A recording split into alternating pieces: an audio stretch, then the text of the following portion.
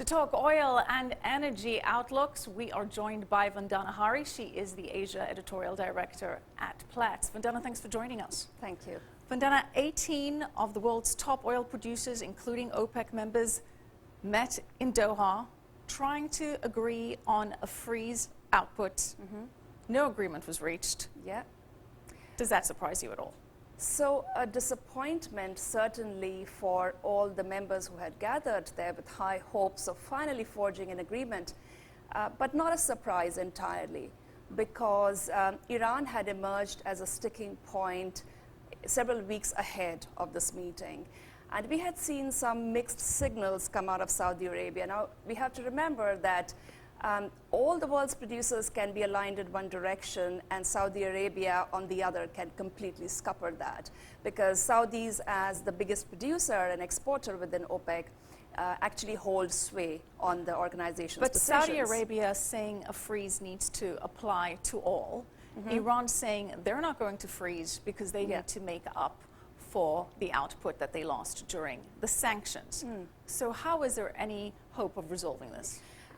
The way I see it, the Saudis are being very consistent with their strategy and their logic that they first put forth in November 2014. They said that it's going to be market share, let market dynamics and let prices rebalance the supply-demand situation. So they've stayed with that. How does the dynamic between Russia and Iran now play into this?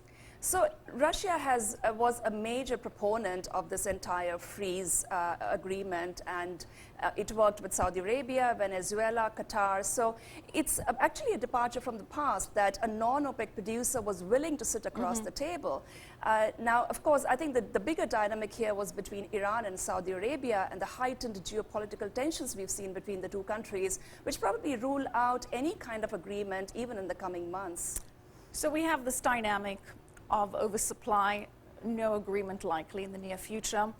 On the other end of the low oil prices, we've got this reduced demand, particularly coming from China. How big has the decrease been from China?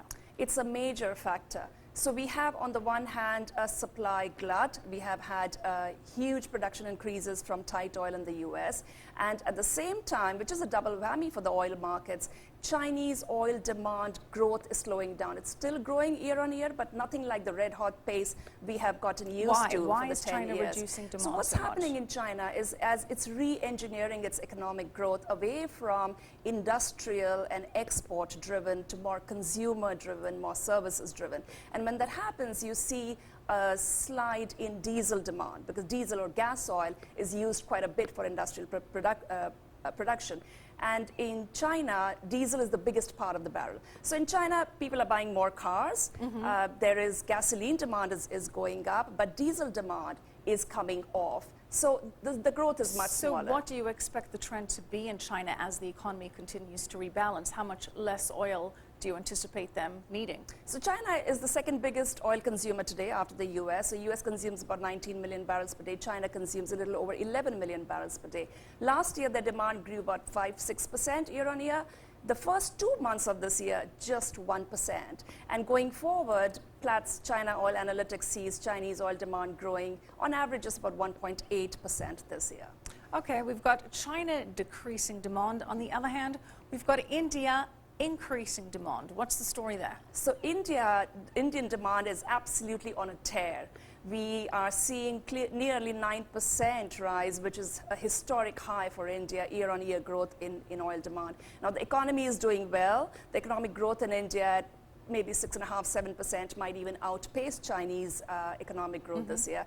So in India, you know, again, a lot of car sales, people are driving more, flying around more, and in India, unlike China, it's not the industrial slowdown, so diesel demand is growing as well. So what is the benefit for the oil producers to see this demand coming out of China? I think an important point to bear in mind, and the IEA recently pointed out at the Indian demand growth and said that's positive. The important thing to bear in mind is while Chinese demand is about 11 million barrels per day, Indian demand is just barely 4 million barrels per day. So even if Indian demand grows at 8–9%, it will add just about 300,000 barrels per day.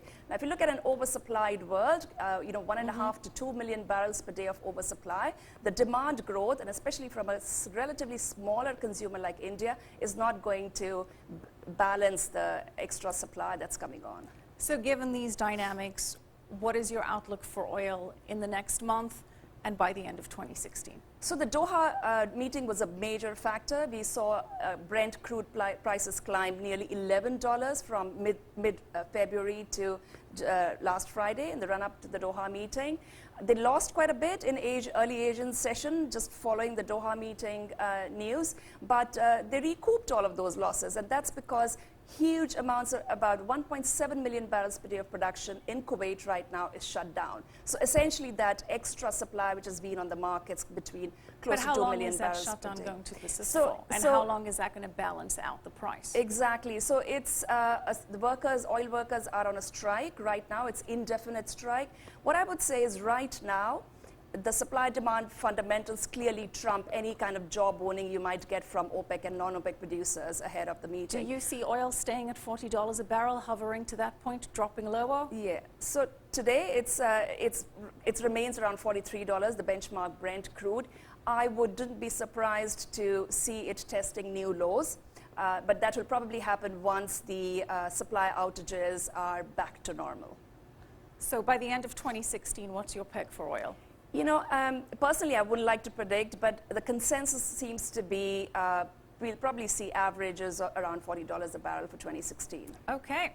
Thank you so much, Vandana Hari, Asia Editorial Director at Platts. Okay, great. Thank you. Thank you. We are wrapped. I don't know